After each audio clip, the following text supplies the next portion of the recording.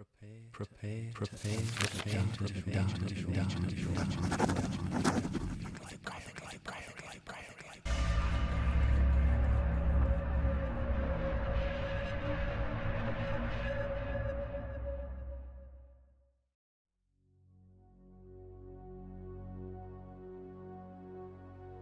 My memories are very confused. There is even much doubt as to where they begin, for at times I feel appalling vistas of years stretching behind me, while at other times it seems as if the present moment were an isolated point in a grey, formless infinity. I am not even certain how I am communicating this message. While I know I am speaking, I have a vague impression that some strange and perhaps terrible mediation will be needed to bear what I say to the points where I wish to be heard. My identity, too, is bewilderingly cloudy. I seem to have suffered a great shock, perhaps from some utterly monstrous outgrowth of my cycles of unique, incredible experience. These cycles of experience, of course, all stem from that worm-riddled book. I remember when I found it in a dimly lighted place near the black, oily river where the mists always swirl.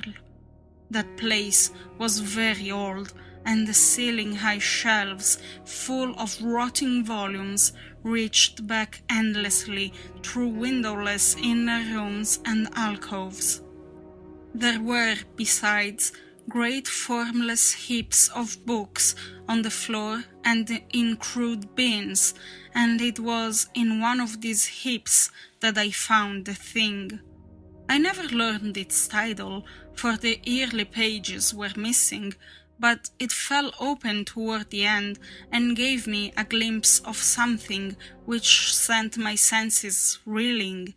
There was a formula, a sort of list of things to say and do, which I recognized as something black and forbidden, something which I had read of before in furtive paragraphs of mixed abhorrence and fascination penned by those strange ancient delvers into the universe's guarded secrets whose decaying texts I loved to absorb. It was a key, a guide to certain gateways and transitions of which mystics have dreamed and whispered since the race was young, and which lead to freedoms and discoveries beyond the 3 dimensions and realms of life and matter that we know. Not for centuries had any man recalled its vital substance or known where to find it, but this book was very old indeed. No printing press, but the hand of some half-crazed monk had traced these ominous Latin phrases in uncials of awesome antiquity. I remember how the old man leered and tittered and made a curious sign with his hand when I bore it away. He had refused to take pay for it, and only long afterward did I guess why. As I hurried home through those narrow, winding, mist-choked waterfront streets, I had a frightful impression of being stealthily followed by softly padding feet. The centuried, tottering houses on both sides seemed alive with a fresh and morbid malignity, as if some hitherto closed channel of evil understanding had abruptly been opened.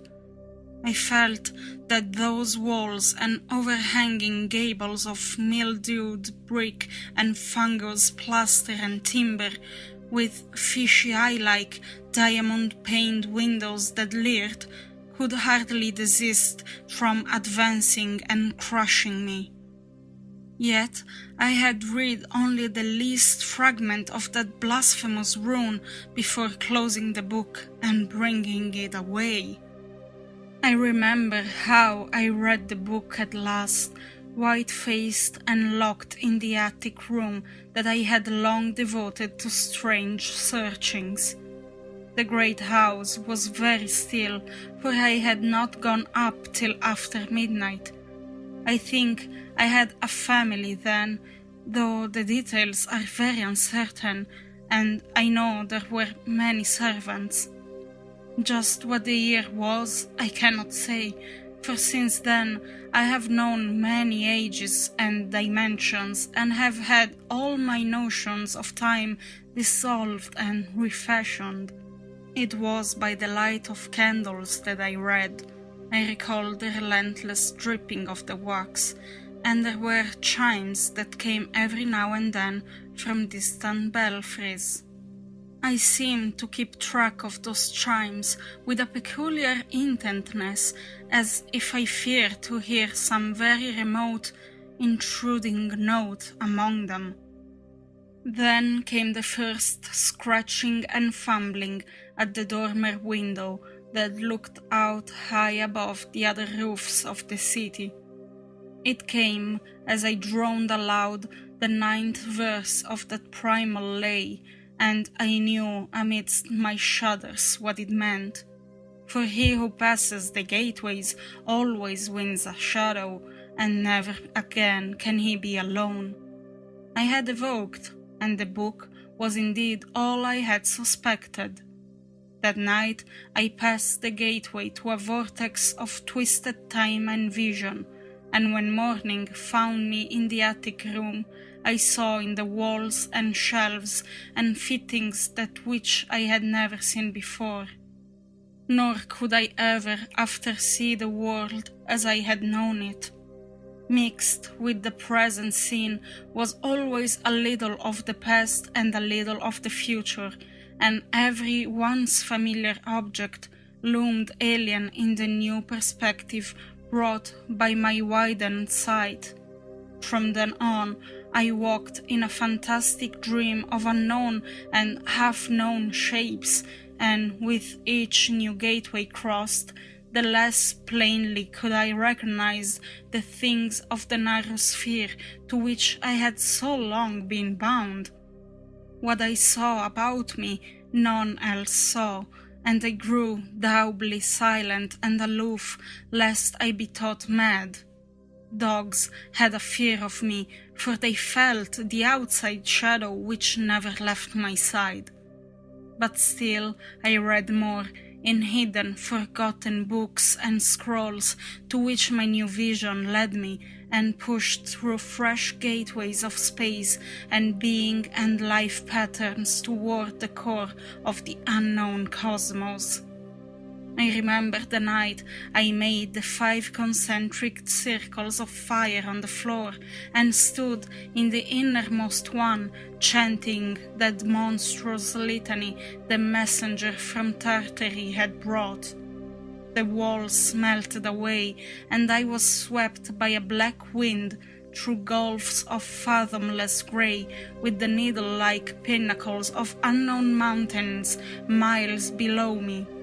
After a while there was utter blackness, and then the light of myriad stars forming strange alien constellations. Finally, I saw a green-litten plain far below me, and discerned on it the twisted towers of a city built in no fashion I had ever known or read of or dreamed of.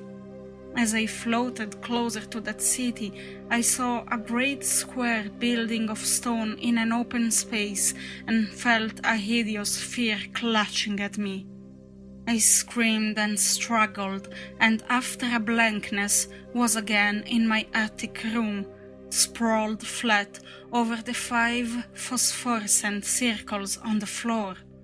In that night's wandering there was no more of strangeness than in many a former night's wandering, but there was more of terror, because I knew I was closer to those outside gulfs and worlds than I had ever been before. Thereafter I was more cautious with my incantations, for I had no wish to be cut off from my body and from the earth in unknown abysses whence I could never return.